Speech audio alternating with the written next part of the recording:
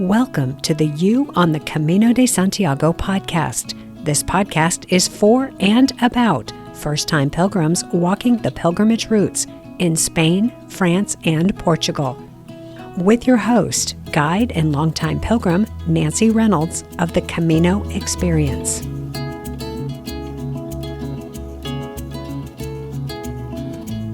Hello, and welcome back to the podcast. This is Nancy, back after taking a week off for personal reasons, which I will share with you in a moment. This week, as promised, I'm going to share with you the details of the big project I've been working on. I will also be giving you some dates to get on your calendar so you can set aside the time to be a part of this. It would be an understatement to say I am excited about what I'm going to share with you today. It's like when you're getting ready to walk the Camino, and you know you are about to do something huge that will likely change your life. To say you're excited is just the easiest way to say it, because it covers a wide range of emotions like a heightened state of energy, overflowing enthusiasm, and barely contained eagerness. There is also a sense of agitation, as if things are swirling and jumbled, and you might just explode from the magnitude and intensity of it all. That's it. Thank goodness I have my advisory team to keep my feet on the ground and my mind focused on the next step that is before me. Otherwise, I'd be wandering all over the universe. So today, I'm going to share with you the specifics of who this new project is for and why we are building this. I'll give you the details of what it is and how it's going to work, and I will tell you when things are happening and how you can participate. Before I get to that, though, let me give you the personal update on why I took last week off from the podcast. The reason is that I lost a dear friend and one of my housemates last week, my friend Bruce. When we talk about people, we talk about them from two angles: who they were in the world and who they were for us. For me, Bruce was always kind and supportive, especially of this podcast and the work I do with pilgrims on the Camino Frances. We had so many conversations in the kitchen where he would ask me how it was going and offer ideas on how to make what I offer better. I don't think he ever listened to a single podcast episode, but he listened to me and what I was planning and dreaming of. Bruce was also the person who kept an eye on my car while I was in Spain in May and September each year, driving it around once a week or so and keeping it humming. And he was a great landlord, someone who provided me with a beautiful, comfortable, safe home, which if you have ever had a time in your life when you didn't have a home like that, as I have, then you know how important that is. And then there was Bruce out in the world. Bruce was Santa Claus. No kidding. He had the white hair and beard and the red suit, and he did Santa gigs every year in December. I loved being able to say, I lived with Santa Claus. And here is perhaps the most beautiful part of this story. Bruce was an organ donor. So in the end, the final gifts from that big sack of presents of his were organ donations that saved 3 lives. I miss Bruce, and our household will never be the same again. And I'm so grateful I got to be a part of his home, and that I am blessed with a beautiful friendship with his wife, Mary. And of course, that I get to know the rest of his family. The takeaway? Spend time with your people and cherish the gifts they bring into your life. Bruce passing when he did has given me a deeper appreciation for the project I've been working on from a couple of perspectives. The timing of all this meant that I was in regular contact with my advisory team during the week when Bruce's family were sorting out all of his care. You know, when you're going through these things, you don't always have the bandwidth to talk to people face to face and explain everything and manage their reactions too. But by sending messages to my team via our WhatsApp group, they all held me in prayer and sent words of encouragement that I could refer back to. Do you know what we on the advisory team all have in common? The Camino. We don't know a lot of details about each other's lives, but we know when we walked the Camino and that it impacted us deeply, And that provides the entry point to share authentically and support each other. The gifts of the Camino continue on through these connections, and you'll get to hear from the members of the advisory team in the coming weeks. Actually, you have already met most of them through this podcast, as many of them have been guests. The other thing this project has given me the past couple weeks, when I really needed it, is focus and something to do to fill the time, and something to create and build amid the counterbalance of loss. And curiously, this timing has forced me to get emotional. I'm already pretty emotional about the Camino and how it impacts people's lives, but this timing took it to a deeper level. So while I am sad, I am also filled up with love and gratitude and possibility. And I've got my eye on all of you who have already walked one of the Camino routes, and you who are getting ready for your first ever pilgrimage on the Camino de Santiago. So let's get to it. I'm going to share with you everything I know so far, the who, what, why, how, and when of this project. And then next week, I'll be back with another pilgrim conversation. Here we go. We'll start with who this is for. This project is for pilgrims who listen to this podcast and who have walked or are planning to walk one of the Camino routes. Any of the Camino routes. Phase 1 of the project is for people who have already walked. Phase 2 will be for people getting ready to walk their first pilgrimage. Phase 1 starts in August. Phase 2 will probably start in late October, maybe even as late as January next year. Too soon to tell. Next, I want to look at why we're doing this and why we're starting with people who have already walked the Camino. There's so much information out there for people getting ready to walk the Camino, but there is relatively little support for pilgrims coming home from the Camino. Have you heard of the post-Camino blues? It's a real thing. And these blues can level you if you're not expecting them and are not ready for them. I knew this was a top priority when I started the research for this project, so this is the main reason that Phase 1 is for people who have already walked the Camino. But that doesn't tell you the whole story of why this project is important. So let me step back a bit. When we talk about the Camino de Santiago, it's easy to become laser focused on where we are in our own Camino journey. For example, if you are a first-timer getting ready to walk, you will be thinking about very specific topics such as what boots and backpack you need, what to pack, and how to get to your starting point. If we were to meet on the trail during your first few days of walking, you would be wrapped up in meeting new people, determining if you brought all the right gear, and figuring out where to put everything so you can find it when you need it. Then, if we caught up about, say 10 days into your walk, you would be immersed in the day-to-day routines of walking the trail. And all that time you spent fussing over your gear and packing list and how to get to the Camino would be only distant memories. Fast forward ahead to Santiago. If I saw you standing in front of the cathedral, I suspect the only thing on your mind would be that moment, whether it contains a great sense of accomplishment, physical exhaustion, or the thrill of celebrating with your Camino family and friends. The challenges of the first week wouldn't even register. And you might not yet be thinking about arriving home. You also wouldn't know yet that your pilgrimage hasn't actually ended. Rather, in many ways, it has only just begun.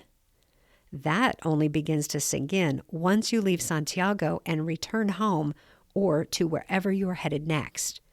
And then it sinks in like a boulder sinks to the bottom of a river. What I'm describing is what I call the arc of the Camino experience.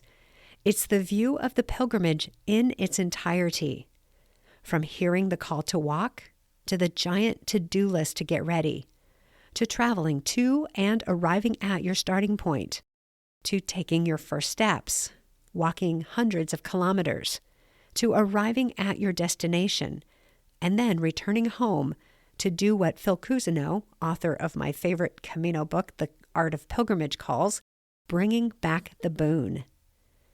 Take out any one piece from that arc, and you don't have an entire Camino experience. For more than a decade now, I've been focused on helping pilgrims get started on the Camino, but we haven't spent nearly enough time on bringing the experience home. That's what this project is going to do in phase 1. What Cousineau means by bringing back the boon is that we have a responsibility to have the pilgrimage make a difference in our lives and in our communities. I believe you can only do that by giving the return home and the part after you finish walking equal or even more attention than what we give to getting ready and to our time on the trail. Just curious, how many months did you spend or have you spent planning and preparing for your pilgrimage? Now, what if you planned to spend that much time on bringing back the benefits of your journey? It's an interesting question, yes? The thing is, we can't really avoid spending that time integrating the Camino into our lives. It's going to happen no matter what. So I think the better question is, how do we do that well? That's what phase 1 of this project is about. There's more, though. When I pulled together my advisory team, they said something that shifted my perspective in the blink of an eye. I think it was Claire from Southern California who pointed out that all of you listening to the podcast are currently an audience. But she and her husband Richard, who, oh, by the way, you met in episode 112, they said that they wanted to be a community. What does that mean? There are 3 main differences between an audience and a community. The first is that being in an audience gives you only one-way communication. I talk and you listen, or you listen to me talking with a guest. Maybe you take the time to post a comment or you email me to share your thoughts, but there's no sustainable back and forth conversation. On the other hand, with a community, you can ask questions, give feedback, learn from others, not just from me and my guests, and you can contribute to the conversation. The second difference is that when you are the audience, you typically consume the content on your own passively. You might find yourself feeling inspired, which feels great, but then what? When you are in a community, you can apply the ideas in real time and get support from others. And more importantly, you can take action, share your successes, and get feedback on things that don't go quite as planned. The third difference is that when you are the audience of this podcast, you may feel connected to me and my guests, but you don't have any connection to the other listeners. You don't know who else is on the journey with you.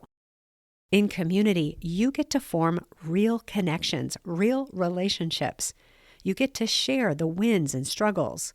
And if you want it, others can hold you accountable for going after your goals and dreams. To sum it up, while the podcast gives you information or a message, a community gives you momentum. Think about when you were on the Camino with all its emotional ups and downs. Think about how you resolved problems, how you found food and places to stay, and how you managed to get up those big mountains and down the other side.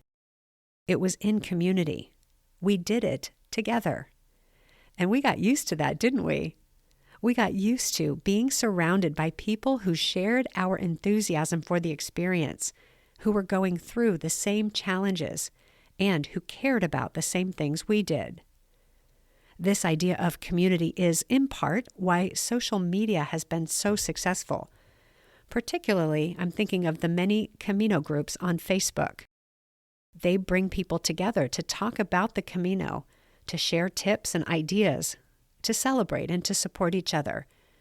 But social media has its limitations. For one, I've noticed that no matter what a group's guidelines are, At some point, things get ugly. You get people pushing their ideas of the right way to do the Camino, which can feel judgy and condescending, and which can come across as negative or snarky. And some of these people aren't even real. They're bots using AI to post and spark engagement and sell books. And has anyone figured out how to form real relationships on social media? Maybe some of you have, but I find it so distracting when my feed is filled with sponsored posts and ads on dozens of different topics, right alongside the Camino group posts. What I think many people are looking for is a place where you can get to know real people and they can get to know you, where you can interact with other pilgrims, both past and future, in a real community, in a safe, uplifting, encouraging space with other people who understand the pull of this pilgrimage and just get it. In fact, that's exactly what one of our advisory team members, Claire from New Zealand, said is her reason for loving being in this new community. I've been using the word community here, and I would like to address what that means in this context next and tell you what exactly we have built. To do that, I want to take you back to the Camino Trail for a few minutes. If you have already walked the Camino, this will resonate with you. And if you are just getting ready to walk your first pilgrimage, this will help you imagine one of the most enjoyable parts of the Camino experience. Think back to your time on the trail. Do you remember walking into a town or village and finding the first bar? There outside the bar, you probably saw a bunch of tables and chairs, and there you found a bunch of pilgrims. Some were friends who you knew well. Some you recognized but hadn't seen for a couple of days, so it was like a reunion. Hey, how are you? How have you been? I haven't seen you since whatever town. And others you're seeing for the very first time. The pilgrims on the terrace of the Spanish bar are often laughing, talking, eating and drinking, maybe reliving the mountain they just climbed, or the long 17-kilometer stage they just walked with no services. They might be planning the next stage or the next day's walk, or they might be talking about arriving in Santiago. If you keep walking farther into the town, there's another bar with a terrace and more pilgrims, talking, eating, drinking, laughing, sharing the experience of being on the pilgrimage to Santiago de Compostela. The word here is camaraderie. Now, about that terrace. In Spanish, it's called La Terrace, and it's where pilgrims gather on the Camino Trail. It's where the local people meet up with their friends and family to socialize and enjoy being together. The community we are building is called La Terrace. It's an online community where we can gather together in the spirit of the Camino with people who get it, people who understand what it means to walk the Camino and the deep impact it has on you. We do more than gather, though, because just like the Camino, there is work to do to reach our goal and our destination. On the Camino, that's the next town or village, or the big goal of walking into Santiago or onto Fistera or Muxía. When we return home from the Camino, our work is to bring the experience home with us, to mine the lessons of the pilgrimage and infuse our daily lives with those lessons, to uncover the nuances of our Camino stories and share those stories in a way that both satisfies and uplifts us, the pilgrims, and also inspires others to go after their big dreams. And we do all of that together, just like we did on the trail. Let me share with you how it will work. The online community lives on a website and in an app that you can get on your smartphone. That means you can access it at home in your pajamas, or you can access it wherever you are, even on the trail. Now remember, this first phase is for people who have already walked one of the Camino routes, so the content to get started is focused from that perspective. When we roll out phase 2, that content will be focused on first-time pilgrims. We have several types of content in the works.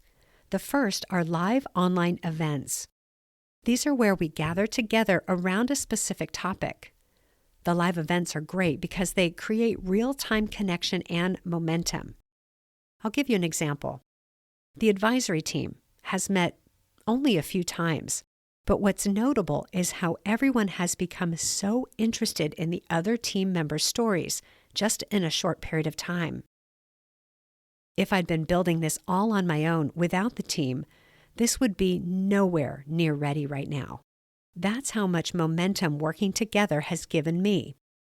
And with their input, I am confident that we are going to meet the needs of the pilgrim community right out of the gate. That's what live interaction can do for us. So we have 2 gatherings scheduled each month to get started, and then we will expand from there as the community grows. Next, if you hang out on social media at all, you've probably heard about challenges. Challenges are designed to help people take focused action and achieve some kind of result. Well, I have a few challenges in mind already. The first one will be in August when we do a challenge around mining the lessons of your Camino experience. This is one of the top 3 things people say they struggle with after returning home from the Camino.